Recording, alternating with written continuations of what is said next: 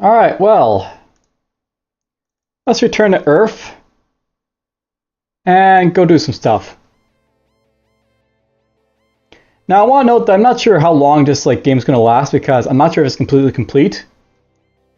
But, you know, this is more or less just to have a look at it and see how it basically plays, this Let's Play here.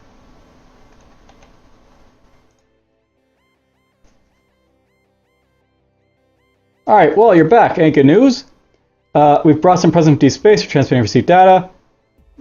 Nothing, just blah blah. We found an excellent plan for future colonization. Yes, that's what we want. Excellent. Martin gets distracted. Put some information into computer. I hope your people have already sent them to the science division, haven't they? Sure, everything is okay. So then, we just have to bring the colonists to the plant. You'll do it, but a little bit later, when everything's prepared. It makes me wonder, how does it look like? Tell me please, I don't want to search the information. Just a simple plant, a little bit unusual, but it's normal, nothing special. It seems to be too calm. Have you investigated it properly? Yes. Well, okay then. Come back in a few months. You'll take the colonists and their questions? There are a few questions left. Well, you're back. Ain't good news? We've brought some presents. Cure from space. Cool. Not sure what that achievement's for, but okay. So yeah, apparently if you lose your crew members, you lose points. So obviously I don't want to lose my guys. But we got a bunch of points for capturing the aliens and alien goods, astrodrata, processed geodata, raw geodata.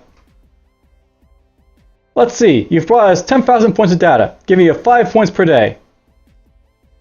So it's please my research progress carry on. Okay, we can do some research and read some logs and stuff. You know, I never actually went to the shipyard to do stuff. I should probably actually do that, but let's just go in here first. So humanity. We've already got all this done.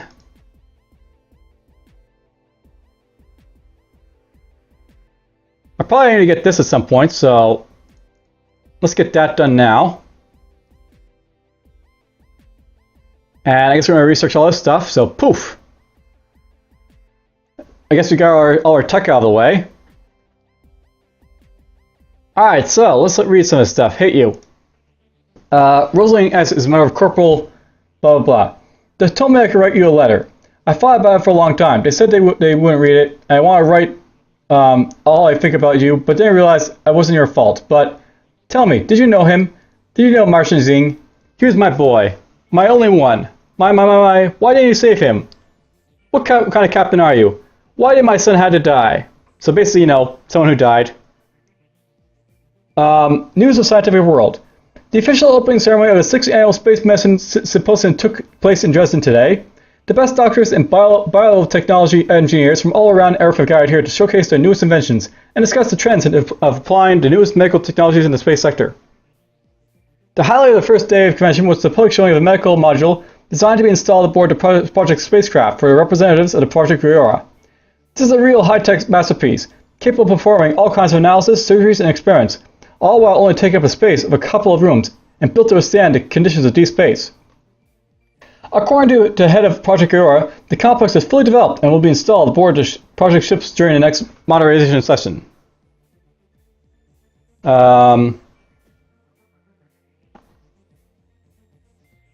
Dear friends, the time has come that when we honestly say that the future is here. The future has been here for a long time. It was here when we launched the Aurora 1, it was here when we started contacting aliens. But until now, the future would come to visit us, to our planet, our cradle, and now we go into the future ourselves. So what does the formation of the Space Force mean for us, except the obvious breakthroughs for all of humanity? First of all, of course, it means tens of thousands of new jobs. Our planet needs all of you to serve its interests in the entire universe, and this is no exaggeration. Secondly, this will only make our peace and cooperation with aliens stronger. Now we can really be equal to them, and only a union of equals can be prosperous. And of course, thirdly, we have finally done what great thinkers and science fiction authors dreamed about. What they have predicted for so long is finally here. We are entering a new era of humanity, and you are all were, or are, and will be the only ones deserving to be praised for it. Want to find out more? Join spaceforces.gov. Okay, so here's Blosh. Hey yo! They let us send you an email and we're doing it. We, as in the art group Blosh, were the first vloggers making videos in open space, and we wanted to send you a video, but they didn't let us. Anyway, we work for the Space Forces, and that's why we wanted to tell you rad. Seriously, they showed us what you were doing, and it's really cool. We even want to film a video aboard your ship, the Aurora 2. I wonder if they'll let us do it. Then we can meet up and make a video with you guys. Martin's note. These guys are retards, seriously. They make videos about fighting in spacesuits, but goddamn why Mova's chosen to join the Space Forces. Don't you worry, I'll make damn sure that the two monkeys never get to set foot inside the Aurora 2. And if they make it inside, shoot them into the center of some star. Okay. Alright, so alien art exhibition. Recently, an exhibition of alien art took place in the Space Museum at the Aurora complex. Paintings and statues made by aliens made it clear that not only are we not only intelligent creatures in the universe, we are also not the only ones who has emotions. Hey, cure for cancer! Discovered in space. As it was announced during the recent annual Congress of Extraterrestrial Biology, scientists have discovered a possible way to effectively cure cancer. A special type of immune system cells, found in one of the alien life forms brought from a distant planet by the Project Aurora ship, effectively destroys cancer cells and swellings. Thank you for your work. On behalf of all scientists of the National Autonomous University of Mexico, good day. My name is Emmanuel Martin. I'm a biology professor. I am very happy to have an opportunity to write you a letter, since it is because of you that I got my PhD. Maybe I did not word it well. I am talking about the data and materials given to our university by the Project Aurora. Thanks to you, we have successfully advanced our understanding of many scientific problems. I was told that you would be glad to read about our achievements. And I really do have some things to tell you. For example, you probably know that before cloning was considered impossible because of the limited cellular division capabilities of every given cell. Now we have managed to clone biomass. Granted, it was only given to us by Project Aurora, but we did it. We did do it. Now imagine what awaits us. Who knows? Maybe it will be because of your mission that we'll finally break the barrier of man's physical imperfection and start developing in a completely new way. So there obviously is a lot of editing that needs to be done for this, but whatever. For the Aurora Captain. Dear Mr. Captain of the Aurora 2, my name is Rikyu Ino. I'm from Yamamoto. I'm 7 years old. There was a contest of academic performance at my school, and the best student was allowed to write you a letter. I was the best student, so I'm writing you. In case you didn't know, Ino means above the well, and Rikyu means earth. It isn't a fitting name because I've always wanted to be an astronaut, like Torihami Akiyama. Mom says I have a good name, it's just that I have too many bad thoughts. She proofread my letter and I rewrote it. I really want to be an astronaut. I have lots of photos and books. I like encyclopedias and watching Sci-Fi. Do you have a blaster like Space Cowboy Yamamoto? You probably do. Mom says that if I do well in school and do sports, I can get into the same academy you studied at. It's a very prestigious place. I went there on a tour and there's a statue of you there.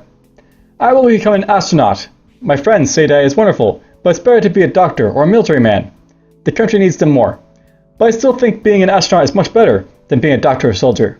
Even better than being an Emperor of Japan, even though everyone thinks that being Emperor of Japan is best there is. About progress. Good day!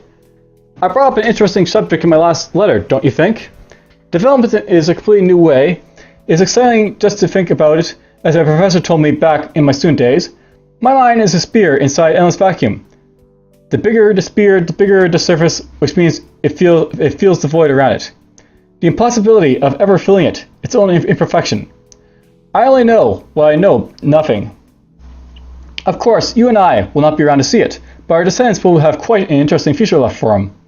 They will face not only what has befallen us, the depletion of their home planet, but also the most dangerous tricks of the universe. Will they see the great attractor up close, hey? Will they scatter around Pavo and Indus, Hydra, Centauria, or will they stay to settle the Virgo cluster? Will they meet creatures even more interesting than the ones you have met? I am so excited and happy to be alive now, and I can't even imagine how you must feel. You are the razor edge of history, a pioneer. I would even call you superhuman. But that would sound too melodramatic. Although, that is what you are, in essence. Regards, Martin. And no subject. My therapist said that I had to write you, and it would help me, so I'm writing you. I'm sorry, but you just have to bear it. My last letter was very bad. The only reason I'm asking for forgiveness is because I'm a strong woman. You can't take back what you said. So this is the one who like basically lost a soldier. I'm not going to read that.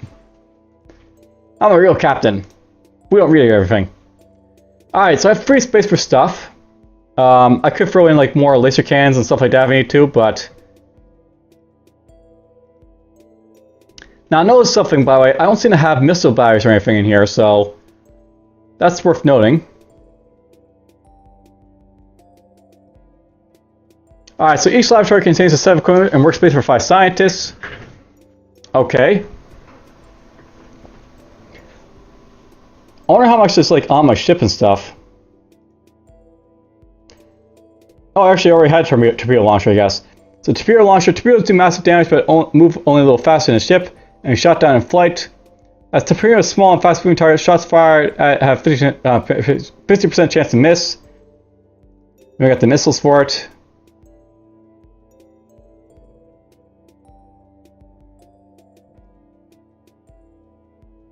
You know, I'm thinking about like possibly getting like more crew, and one of the ways of doing that is to have like, you know, more laboratory and stuff like that.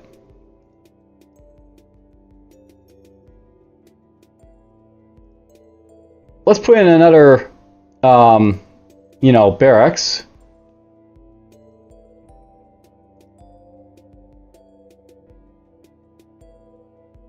Oh, that's actually on my ship, so this is the stuff I can put into my ship.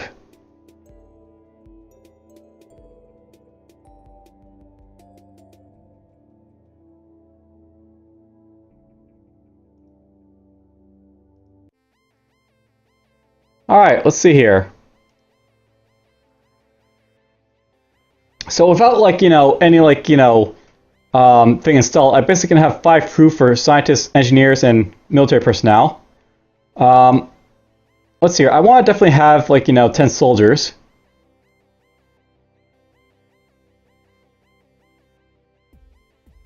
Having extra engineers is good for like, you know, away missions. And I guess it's good to have a laboratory too. Let's keep a laser can around for like when I need it. Hangar of autonomous research drones. These drones can perform astronomical research on their own without presence of a ship in the system. Each drone launch costs 10 ARU. Half of them will be recovered when a drone is returned on board.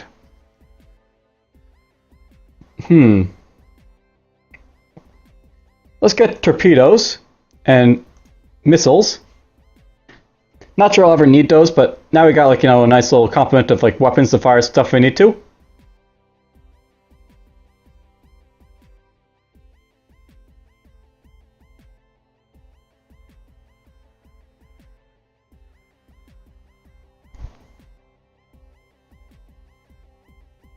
Let's get this done. You know, let's go head up to 9595 because I now know how like this works, the map here.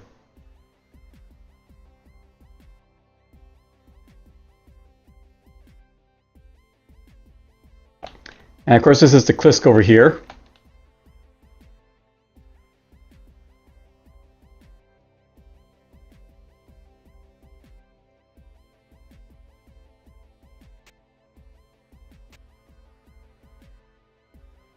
You know, I think the acid rain is going to stay there because unless I like move somewhere else on the planet, it's just going to stay there.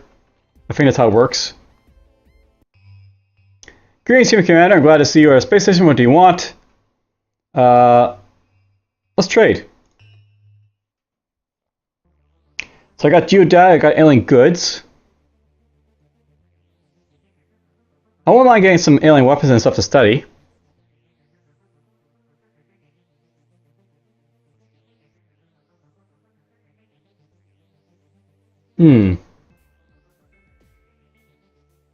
So it looks like I can get a lot of credits if I sell stuff.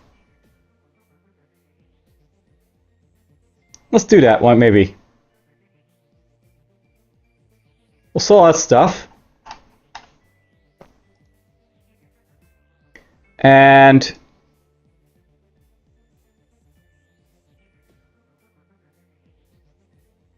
let's buy this. And this. And this.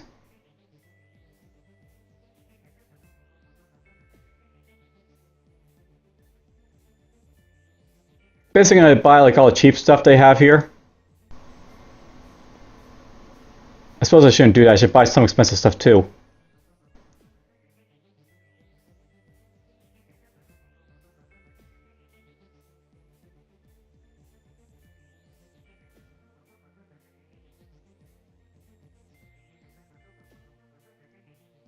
Let's buy those.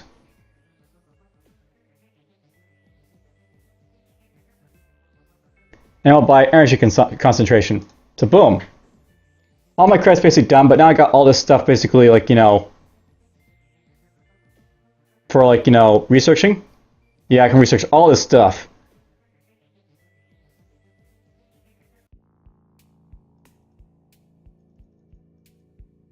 Get that done.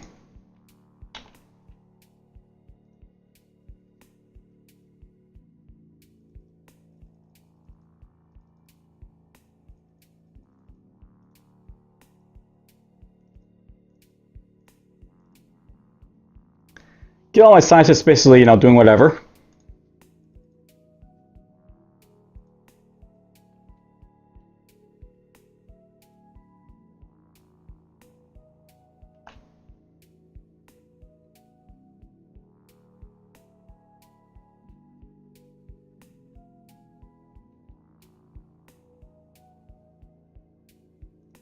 Okay, I'm coming back here early because I basically want to drop off my technology, so we'll do that.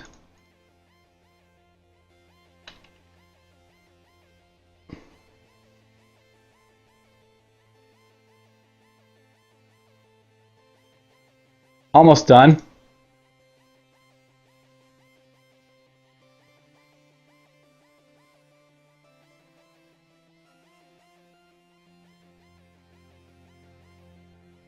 Let's get this done.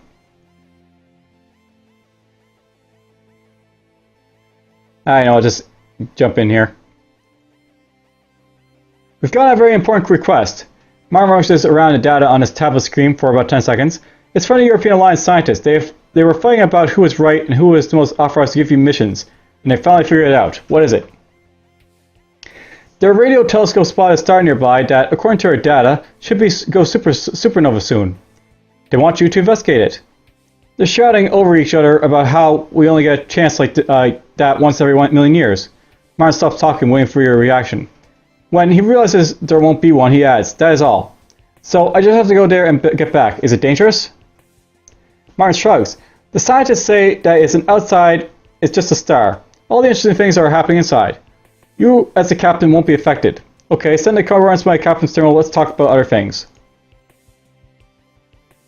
So basically go to 147.146. Alright, so we studied various devices used to generate, store, and manipulate energy. They utilize many interesting solutions yet unknown on Earth, but in general the basic principles are the same as with our tech. Despite their similarity, it is possible that we will not be able to engineer devices even approaching them in terms of energy effectiveness anytime soon. So there's like, you know, the Alien Energy Report, Alien Weapons Report. Unfortunately, we were unable to fully reproduce any piece of weaponry, but we have learned a lot about the physical principles it is based upon, and about the workings of alien guidance systems. Hopefully that's good for me. Experiments with the functioning items have yielded impressive results.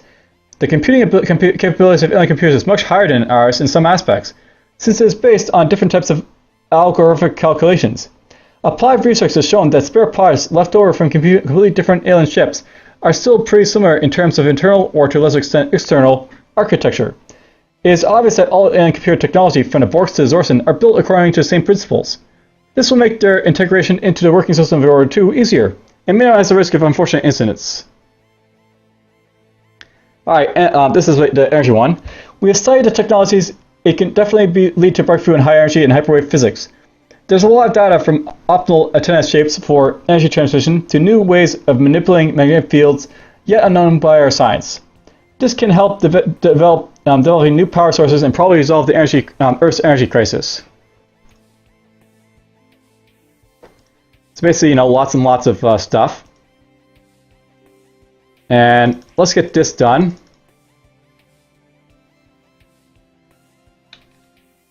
Alright, so we still haven't been able to figure out how the most interesting of the materials were looked at were created, our technological chain has nothing that could cause such transformations of matter. However, we did learn something, and a couple of technological solutions were picked up will allow us to manufacture stronger armor. Alright, so basically we got a lot of, research done. Well, you're back, and good news. We brought some presents. So basically we did all, this stuff here. Research. Let's see, you brought us 500 points of data. Apparently they're pleased. Good. Okay, just, one little breakthrough here. According to the data from the official Project Aurora News, one of its ships has brought highly valuable data concerning the use of solar energy from its expedition.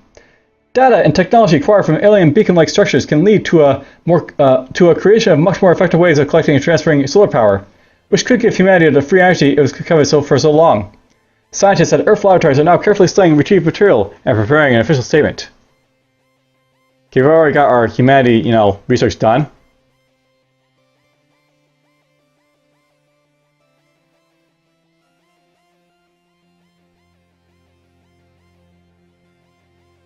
I'm not sure if this was here before.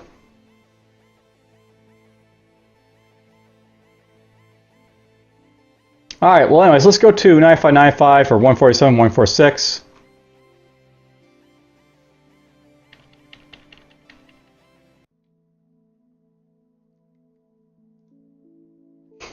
Cool, so I can actually see what the space sort of looks like here.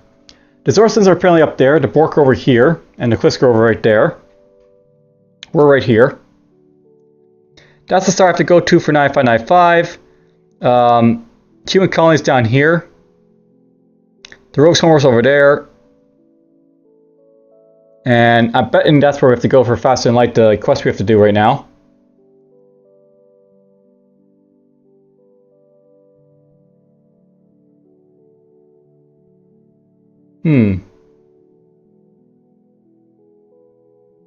I guess we're going to go toward the Rogues and then toward the Supernova.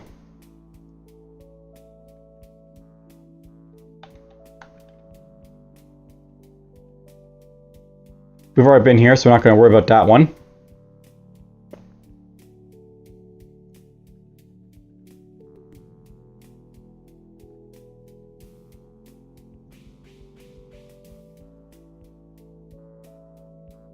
So humanity's right there, and we've gone all the way over here.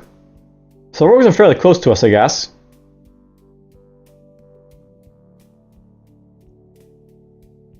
And let's see what's here. Bunch of planets.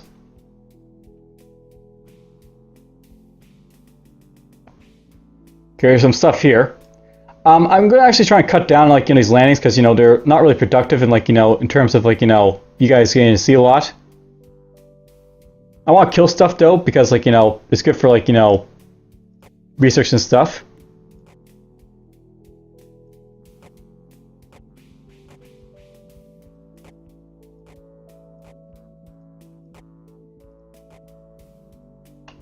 Okay, that's done.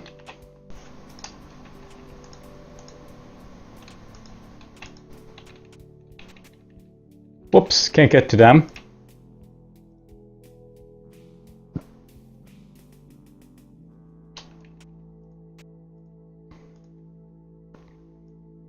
Let's go over here.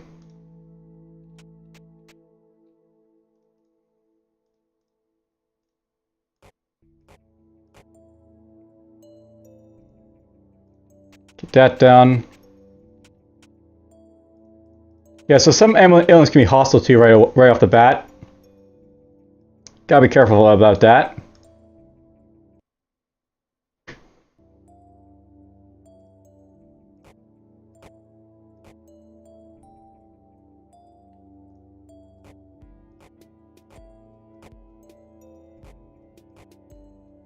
Kill them.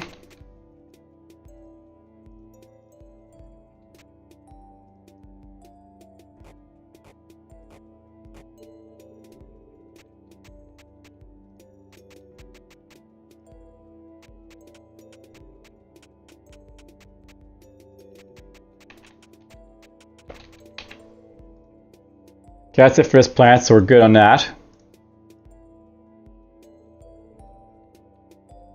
There's Klisk over here, apparently. I wonder what this red over here means.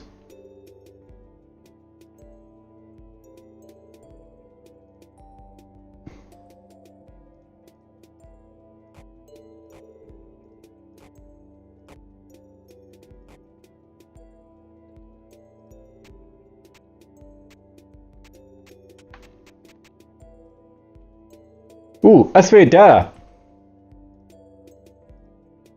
My scientist actually has something to do.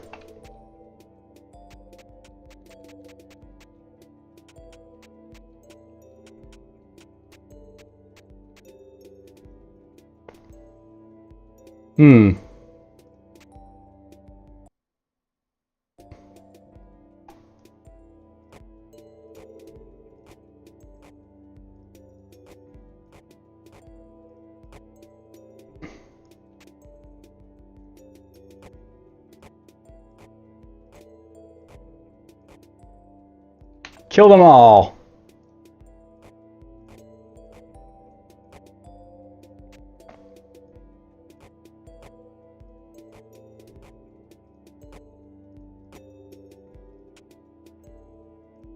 A lot of killing.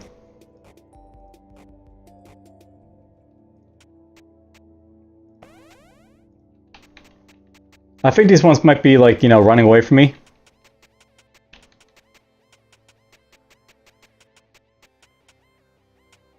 Yeah, these guys are running away from me.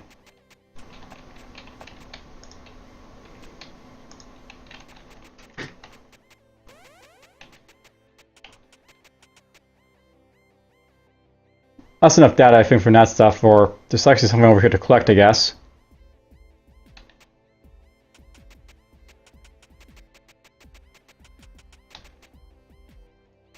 Collect stuff. I like collecting stuff.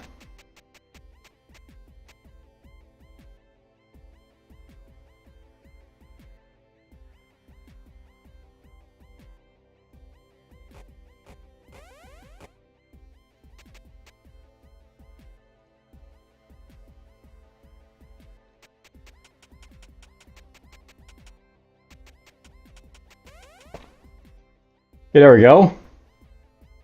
Some stuff over here to collect, I guess.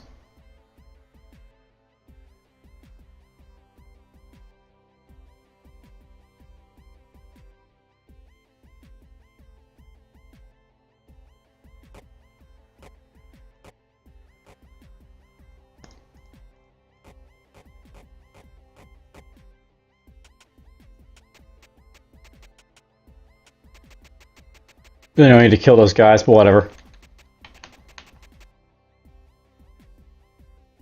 We're done here. Let's get the research going. Alright, let's see here. I want to get to work on that. The spaceship of the Klisk. Orbital train station XX201. What do you need? What do you have for sale? So you can actually buy stuff from other people too. Good to know.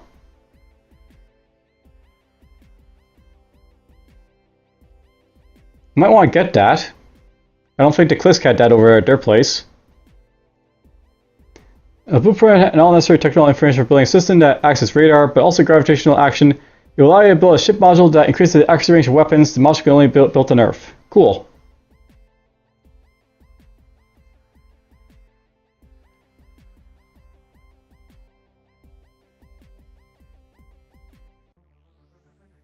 Here we got our data done.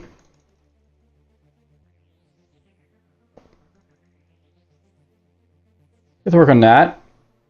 Alright, so here's this thing. This is an ancient building, a remnant of some old civilization. Time weathered and has eroded most of it. Only a few corroded pieces of metal and still remain. Analysis indicates that at least 1,000 years old. It is impossible to understand now what it was built for. And there's a gas plant here. Gas giant cannot be landed on. So we found our first gas giant.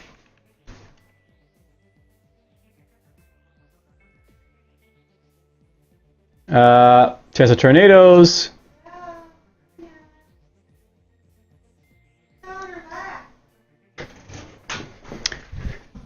We'll have to be careful, I guess, of the stuff on this. Let's see here.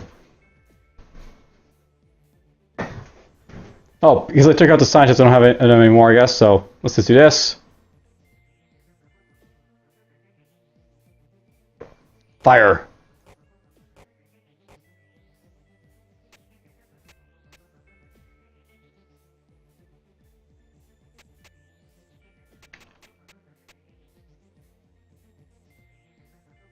I think there's stuff moving away from me and toward me. Yep, stuff is coming toward me too.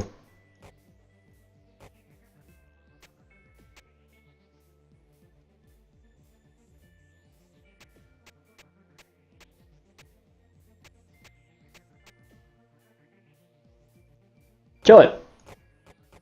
Oh, this thing can fire back.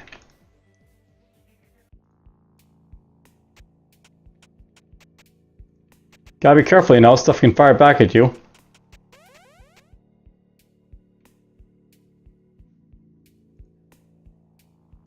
Right, I didn't get my guys killed. Let's just leave, I think. Can do more cartography, but let's just go like this.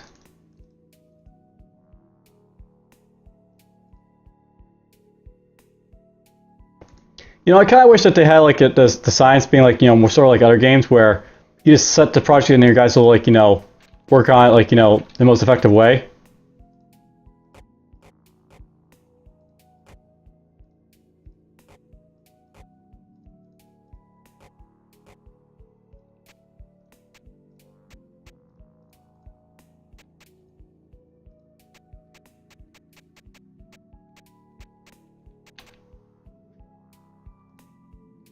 That's done.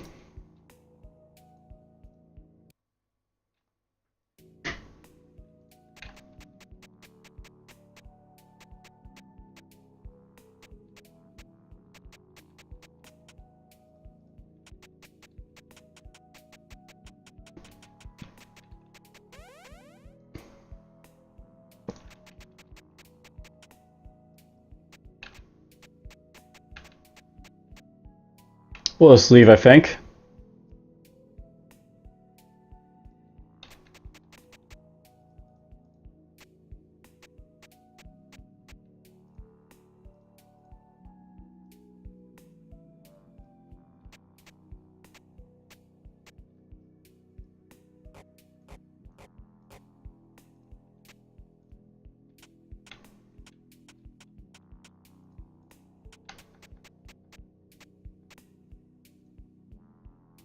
Probably gonna be one more thing to fight.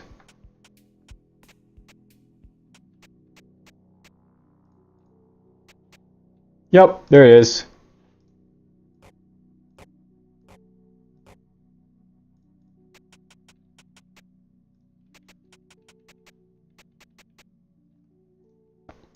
Cool, got some research done.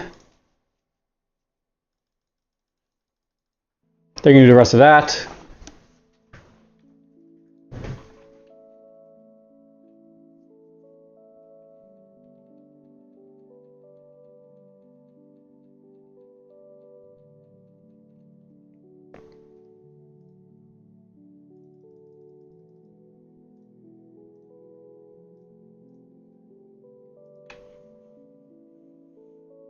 So you have to build like a lot of geodata in order to get stuff, just to throw it out there. But oh well, that's fine. So there's Krisk here in this sector.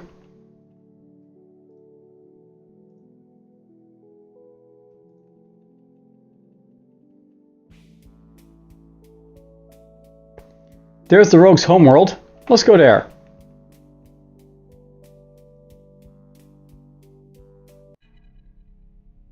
Ooh, small.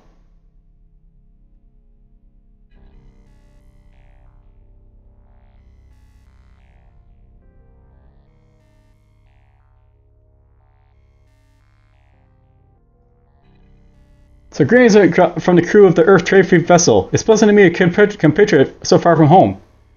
Resource for repairs and production. Do you have any trade fleet? I'd like to find out more about it. I'll be glad to answer all your questions. What are a trade fleet's objective? The trade fleet was created to carry out interstellar trade and diplomacy and to supply human settlements outside the solar system. Want to ask something else? How is it connected to Project Aurora? Our fleet was created thanks to you, to maintain the diplomatic and trading links you've established by using the technology you've procured. But we aren't connected to Project Aurora directly, and we won't answer to it. We have different objectives. You're explorers. You chart new worlds for us. Okay? Will you help us when we meet up? We'll help you whenever we can. We're always ready to share resources for repairs with you, although don't expect much. We don't have anything we don't need. And we'll try to support you in battle if we have to, although we're traders, not soldiers. What about supplying some manpower? Unfortunately, no. You're the ones with a giant crew on board. We only have the people we need to run the ship. We can't give you any men. Too bad. Alright, well, I don't have any more questions. So, apparently got a trade fleet now.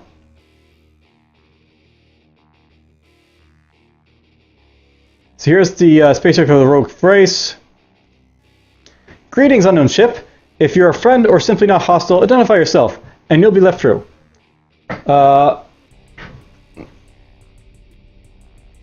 What a strange greeting. My ship is Aurora 2, home for Earth, or home human. We come on a diplomatic mission.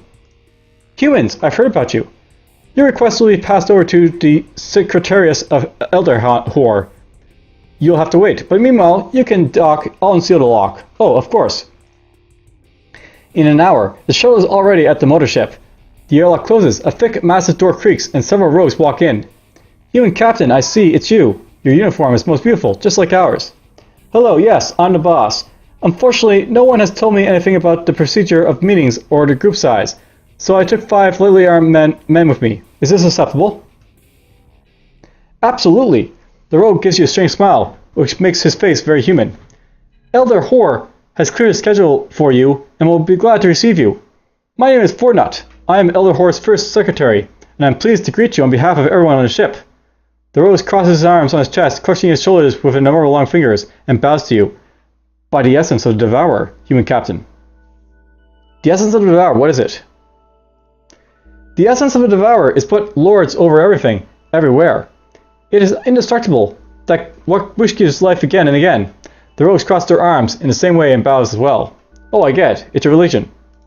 You could say that. I think you were sent to take me there. Shall we move out? The rogue turns around silently and gestures for you to follow. It's not a long walk. You reach some kind of limo without a roof. You note with interest that the rogue's party stays in the dock, not intending to come with you. Okay. It's a long drive. You swerve around here and there, sometimes using giant transport lifts. Despite its size, the rogue's mothership doesn't look as big on the inside. It's very old, and living there doesn't seem very comfortable. Listen, how do you even live here? What? We just do. Some people live on planets, some don't. We live on our mothership. I mean, how does it feel, constantly being on the move? Footnote of surprise. On the move? You're mistaken. He makes a sweeping gesture with his hand, pointing at the people walking along the sidewalk. We aren't as keen on traveling as people tend to think we are. It's strange to hear that from someone literally named Rogue. Oh, that. That was before, human captain. Before we understood the essence of Devourer. Why don't you live on some planet? It can't be your original home? We already had a planet. Now it's the essence of Devourer. That was what motivated our ancestors to explore space and live like this. Then we found our mothership. Now we live here. So we were just flying around and you stumbled upon this ship. Exactly. You can't read and look at the rogue's eyes, but you can tell that he believes in what he's saying. You were lucky then. Devourer deprived us of our home, but we found our solace in the essence of Devourer, and a new home. Interesting ship. It's so big. How did you build it? We didn't build this ship. It was gifted to us by the essence of Devourer. Continue to ride in silence, I guess. The doors of yet another elevator close behind you. You go up. When the next door opens, you are stunned by blinding light and loud noises. The rogues fill up the street. You can see smiling faces everywhere. The children are chasing each other. Everyone is having fun. Fortnite seems to be having fun too. He puts a hand on his pocket and takes out some apparently, they're coins. He tosses them towards the playing children and shouts, "Ahoy, Exodus, Exodus!" The children catch the coins in the air, screaming, Exodus, Exodus as well, and run away into the crowd. The limo advances at a very low speed. What is this footnote? Today is Exodus Day. A long time ago on this day, our ancestors left their dead planet and became space dwellers. Footnote smiles blissfully. We have fun and celebrate Exodus Day in this part of the ship. Anyone can come and have some fun. In that case, happy Exodus Day, footnote. Thank you, Captain. You too. Even though you're not a rogue, you're here. The limousine goes very slowly before coming to a complete stop. This happens because it's in front of you and some rogues that don't look like they're leaving anytime soon. Man and woman. Yes, rogue women have memories to it, although much less attractive ones than those female Homo sapiens, are holding hands, singing and having fun. When they see the limo, they surround it, laughing, and invite you to come out and join them. Footnote looks at you and says, "You know, Elder Hor will understand if you want to stay here for a bit, Captain, but if you don't want to, we can drive on. Will your compatriots be offended?" I don't know how they'll take it. It wouldn't be offended. You're very busy. Do you want to stay? I do. Why not have a bit of fun? Come on, turn off the engine, let's get out. I do, but I think about my people first. My people need us to do our work and not entertain ourselves. Come on, let's drive on. As you wish, drive on. Just don't run anybody over. The limo takes off. We're pretty close, Captain. Finally, I think I'll get some rest. You pass the security checkpoint. By the way, the guards look much more impressive than the regular rogues. They're tall, muscular, and have massive implants on their arms and eyes. They eye you suspiciously, but still let you through as soon as Footnote tells them to. Beyond the checkpoint, there are gates and massive tall fence. Once past them, you drive into a small park and down a small alley towards a tall building. Ahead of you, there are a lot of statues on both sides of the road, depicting various rogues. Two things set each of them apart from the rest. One, they all look old. Two, they all have implants on their heads. What are those statues, Footnote? Those are, Footnote's a bit of a loss. Respected figures. Some of them are respected for serving the Devourer, some of them because of their actions toward good and peace, some of them are decorated military leaders. Serving the Devourer, I can't even imagine which ones are military leaders. Good and peace. Tell me about some of them. Okay, serving the Devourer, why not? It's fairly simple, human captain. Take Ka, for example. He points toward the statue closest to you, depicting an old man in a long robe with an implant that reminds you of some kind of weird helmet.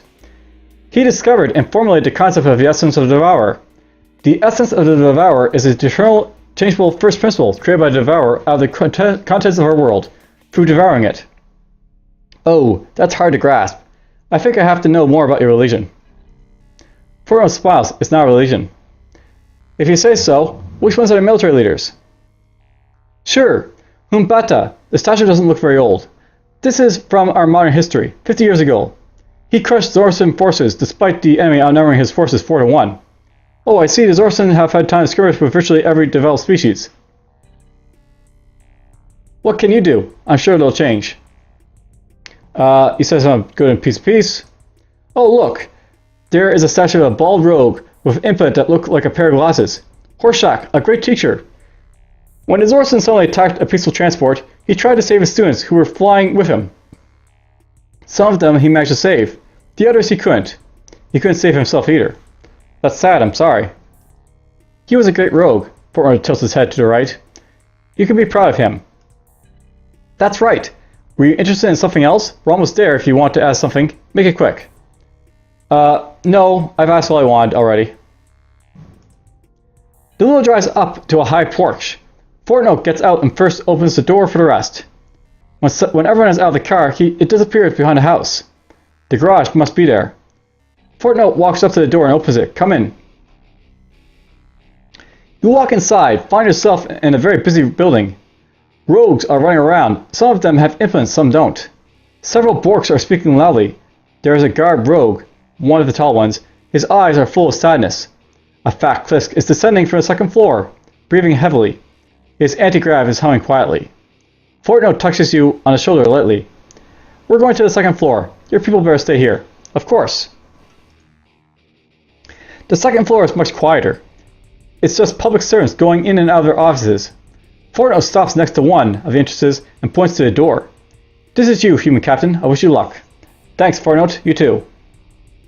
He nods and walks away. You come in. The room you're in is pretty small. It is because most of it is taken up by some humming mechanical contraption with blinking lights and transparent tubes full of pumped liquids. An old and thin rogue whose head is connected to the machine with thick black wires greets you sitting down. It is obvious he cannot get up. Human Captain, I found about you already. I've gotten information from your ship. The light starts blinking faster. The machine hums weakly. Elder Whore? The rogue nods. The wires squeak a little. Sorry for asking, but how do you live with that thing? I mean, how do you eat, for example, or sleep? You said you got information. What was your decision? The machine, you won't go as far as a call and input and hums a bit louder. The lights become brighter. Some of them blink. Whore closes his eyes. Whore opens his eyes. In the future, our cooperation could prove advantageous. Now, you'll have to catch up. Yes, the machine hums, us, we agree. I didn't expect it to be over so soon. My calculations are correct. If we cooperate, in just a few years, our pace of development will grow significantly. Our technology is different, but that is a good thing. Well then, I'm glad. What should we expect? When should we expect your representative on Earth? The light blinks. The machine hums. In a month. He will be there. In a month. A regular rogue, not like me. Without, he points to the machine. This. That is good. Whore looks at you. His eyes cloudy. The machine hums and blinks. Oh, you. What do you want? No, I didn't want anything. Just a courtesy visit. All right. Well. Basically, like, that's the rogue here, I guess. There's the embassy's done. Here's a rogue ship.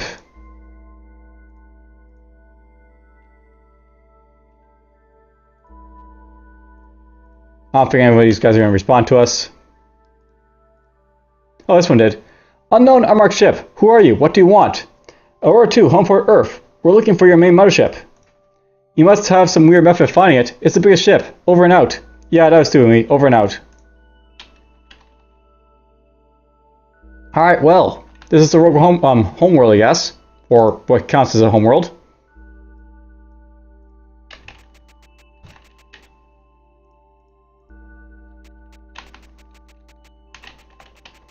You know, let's just explore around just for the hell of it. Whee!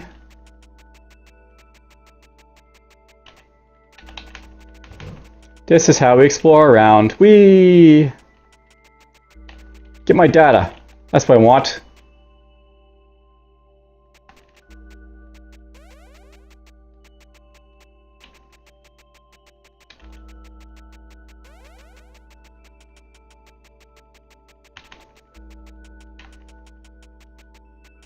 Okay, that's enough exploring around. 200 pieces of raw geodata.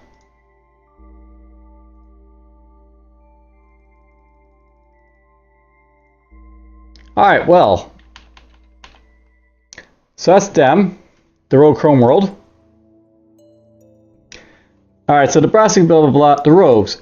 The rogues gave us a pretty warm welcome. Their mothership is incredibly achievement of their engineering genius. They seem to be pretty religious and worship something called the essence of the devourer. It's still unclear what that is, though. First contact went over great. They promised to send their ambassador over to Earth. Hooray! Nothing here, so not gonna worry about that. Earth gave me a mission. It's scientific, coming from somewhere in the European Alliance. We have to study a star that's exhibiting unusual activity. Yeah, that's not a job for my brains. I think Goran knows what to do. You know, I should probably talk to people. I haven't done that in a while. Cap? Reporting the state of ship. What? The state? Shrugs. Looking at it somewhere screen. It's alright, more. The ship functions at 101 capacity, heh. Great, glad to hear that. I want to talk. Yeah.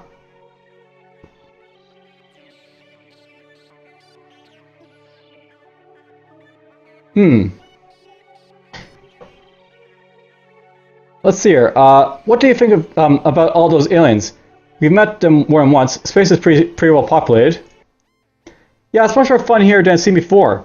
It's not like in the movies, Sarah snorts. I thought it'd be a lot more beautiful. Like the aliens? Yep. Like the ones in those Captain Shepard movies. In every movie, he had a hot new alien girlfriend, and these are all ew, especially the Klisk. Cap, I'm not racist, but they're slugs. Ahem. Seems like Captain Shepard sure got around. Too bad I haven't seen those movies. So what do you think? Could he have, well, you know, with a Klisk? Sarah shrugs and makes a face. Ew, Cap, ew.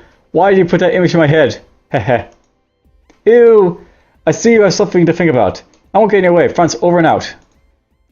I want to talk. What do you think about the military guy and Gordon? What can I tell you about them? Gordon, well, he's weird, but I like him. Officer Liz, well, he's weird too, but a bit too much. Explain that bit about Gordon.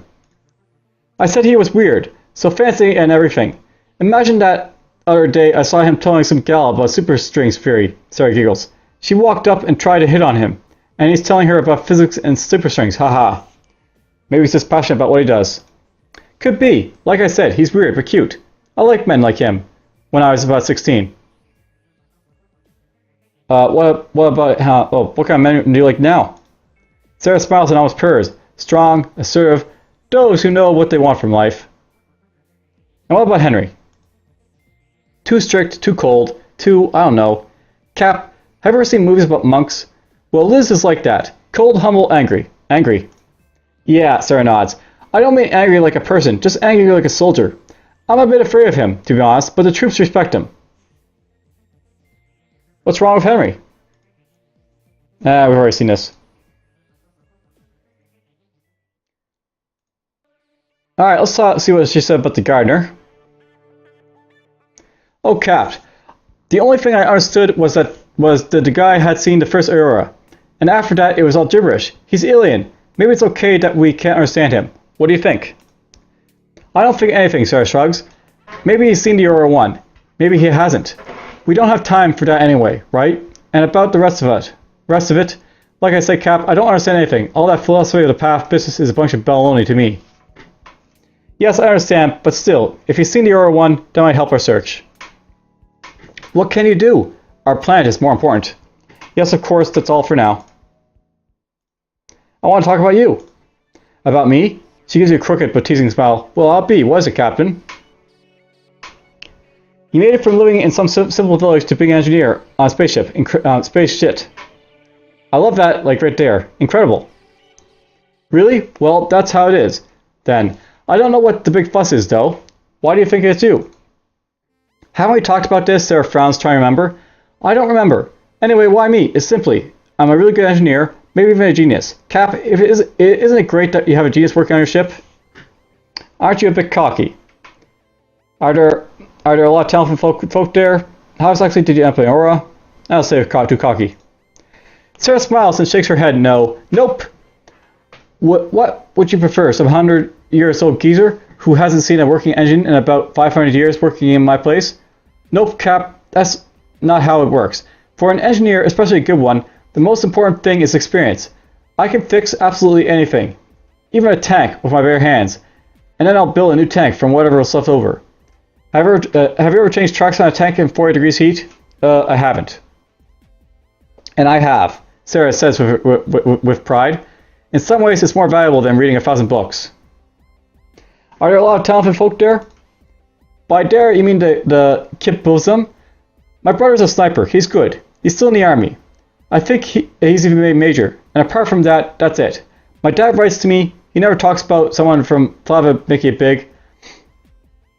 I'm their local celebrity. Sarah smirks, but now her smile is sad. What's wrong with your father? No, nothing's wrong with him. He's just really, really strict. An Orthodox Jew. How exactly did you end up in Aurora? Just like the rest of us. I filled out the application, dropped it into a little box, and then I got picked. It's weird. The time we live in, those dumbasses still use paper applications. Going through 1 million of those pieces of paper. That's terrifying, right? And they picked me. The best of the best. Remember your words, not mine. She smiles and looks at you, squinting. I see. That's some self-esteem you have there, Franz. Maybe it's not warranted, but I don't have time to talk now. Over and out. Alright, well, that's basically Franz there. Let's talk to Gordon next, I guess. But one more, I'm just going to take a swig of water, because I'm doing a lot of talking in these episodes, of course.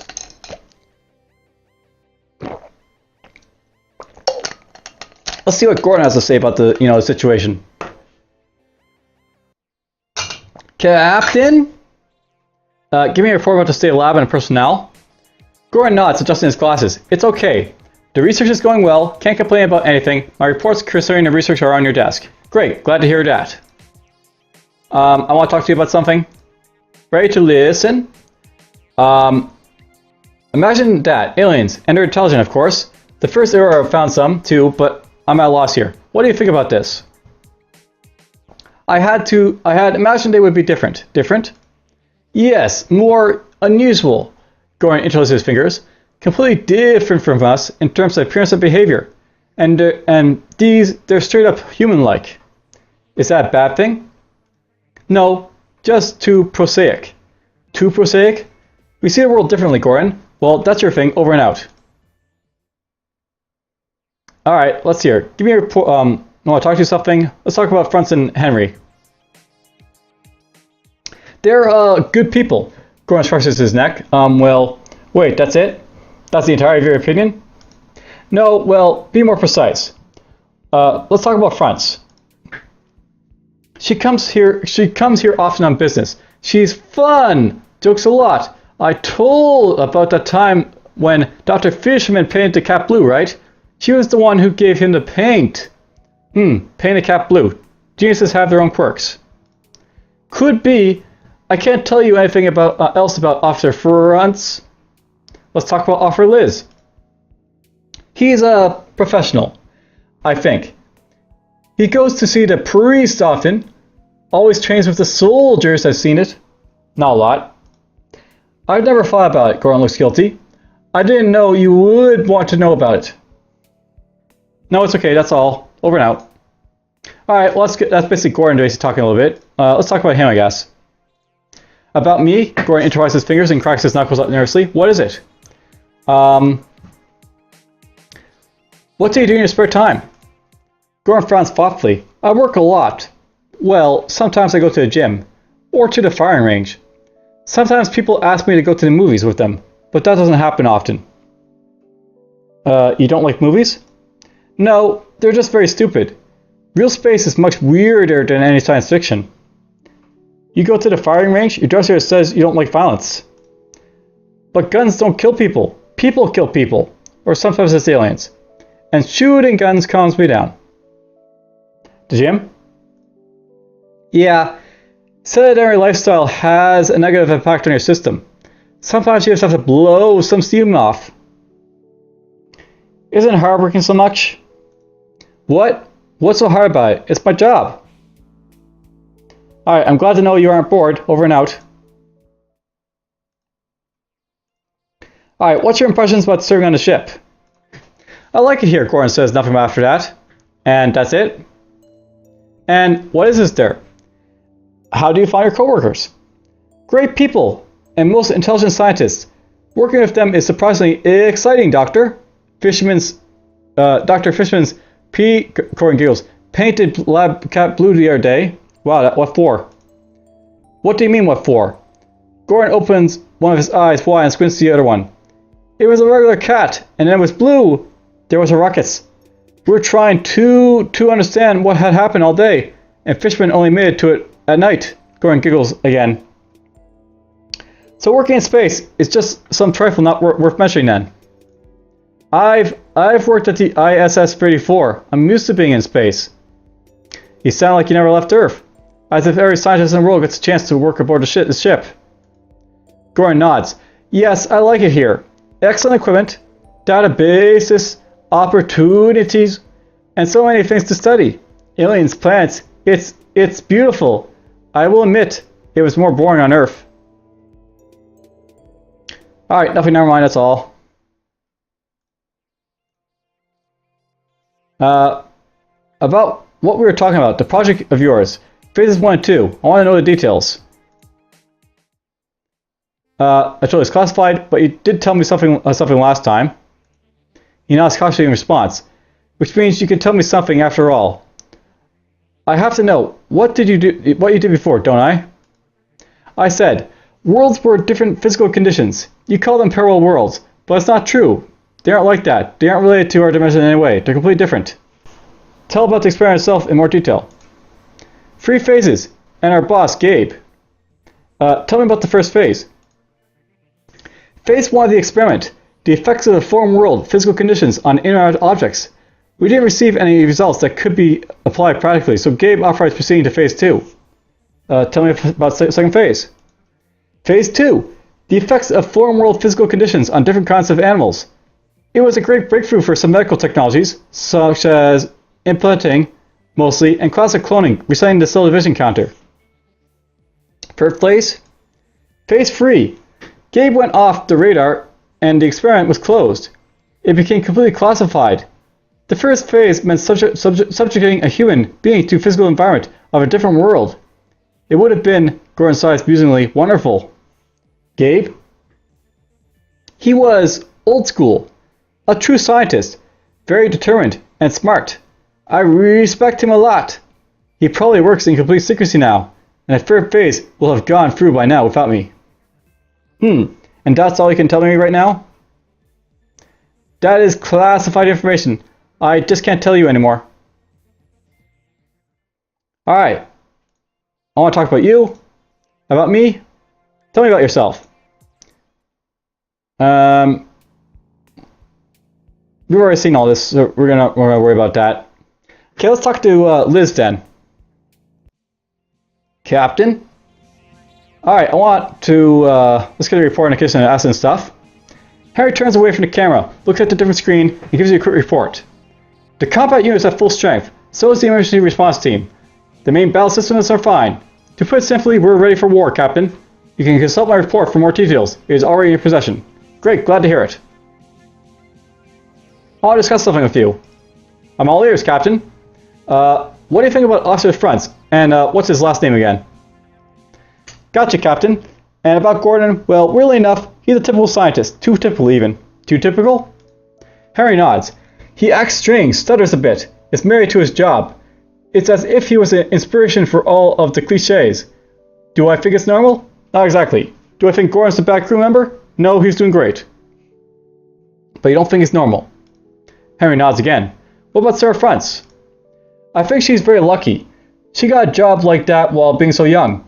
However, I know she's considered a genius in her field, so it's not exactly surprising. Harry is quiet for a bit when he continues. And also, she doesn't work on Saturdays, and keeps giving us epic food. She even brought us some cookies, very tasty. Is she a good crew member? She is, but that religion of hers makes her a bit odd. No, I don't mean it like that. I believe in God too, but I'm Catholic. But, Henry frowns and grimaces. Forget it, I'm too suspicious. After all, we all have our quirks. And with all due respect, so do you, Captain. Oh, so that's how it is. I'll keep that in mind, but let's forget about the quirks for a minute and discuss something else. Alright, let's go with number 3 here. Imagine that aliens. They're intelligent. Of course, the first ever found some too, blah blah. What I think? From an everyman's perspective, this is a very unusual experience for all of us. Harry shrugs from a military man's perspective. I have to inspect the weapon systems, speak softly, but always have a big stick handy. Have you heard that? It's not very pleasant to talk to someone who waves a big stick in front of your face, no matter how softly he speaks. That's true. In this case, better safe than sorry. Speak softly, but always have him. What a great saying. Sooner or later, we're gonna have to fight. I'm positive. So yeah, we can't do without a big stick. Of course, we're going to have to do it sooner or later. But rather we didn't. Can I begin the inspection? Of course. Over and out. No, there's something else. I want to discuss something with you. Liz, you know the gist of my conversation with Alien de Garner. I need your opinion. Yeah, I heard your conversation. He says he's seen Aurora 1. It's possible, Henry follows up right away. What if he hasn't? Even if he really did contact the Aurora 1, we can't just drop what we're doing and go looking for it. We have a different mission, no less important than that one. We'll have to put it off looking for it until later. Of course you're right, they don't understand, but still, that's a shame. I understand, but still, there's people on it. There are people on Earth too, and there's more of them than are on Aurora 1. So that's how it is.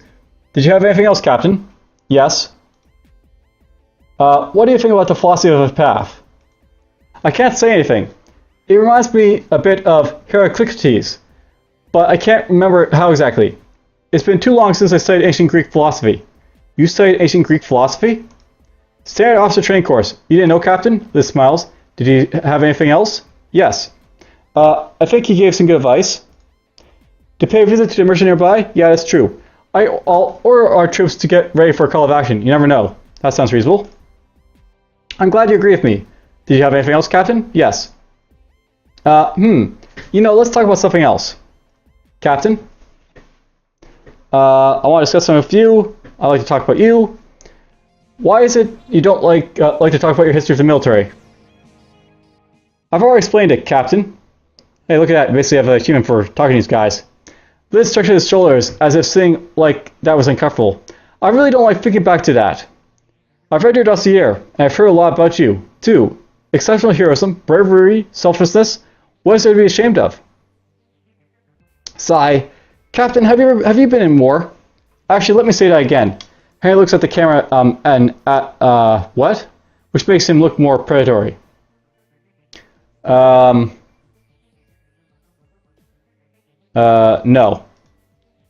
Then what are we even talking about? Captain, war has been my entire life. Almost 40 years, if you can imagine. Think about how many mistakes I've made in those years, and how they seem to me now. Harry shakes his head, smirks, looks down. I don't want to talk about it. I'm sorry. Thank you, but that's not what we're talking about. I just don't want to talk about my past. One's private life is priceless, and you have the dossier for everything else.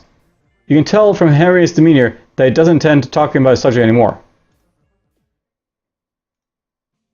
Okay, what do you do in your time off? What everyone else does, Captain. I read, watch movies, work out. By the way, you should visit our gym. It has a great swimming pool. Visit the gym? Are you hinting that I'm out of shape? Harry smiles politely. Absolutely not, Captain. You, of all people, are in great shape. I've never seen anything like it. Maybe you just have a good metabolism, but you can never go to the gym too much. What movies do you recommend? There are many good movies. I like to rewatch The Line, the movie about the squad in Dubai. Tell me more. A squad has to get out of the ruined city, but their captain went deeper inside, breaking the order. He had good intentions, but it led to the complete destruction of the city. There's a lot of death. By the end, the captain is the only one who's still alive, and the enemy is happy. I like that. The captain is broken, but he managed to go through all that and even stay alive. You have to be very strong to do that. You like to read? Not really. Mostly American classics. Harry reaches under his desk and pulls out, what a surprise, a paperback book. It's seen better days. You can make out Steinbeck, selected works. I like Steinbeck. Every word is exactly where it belongs. Alright, let's see here. Tell me about yourself. I think I told you I don't want to discuss my past already, and you have my dossier for rest, Captain. That's not what I meant. Just tell me about yourself. Consider it a psychological inquiry. Oh, so that's what you meant. Harry nods. My name is Harry and Liz. I'm 53 years old, married, blah blah. We've already basically seen all that, so we're good. I guess we got like an achievement for basically seeing like a lot of their like text, so we basically learned a whole lot about these guys. And you know what? This has actually been a long episode of me like, you know, just talking and talking and talking.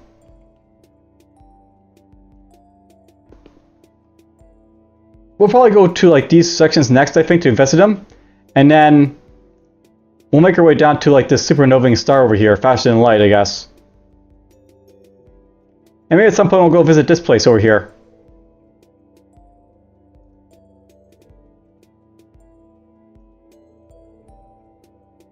Alright, well anyways, I hope you guys have enjoyed. I guess it's time to try saving back up here, so we'll save on this one.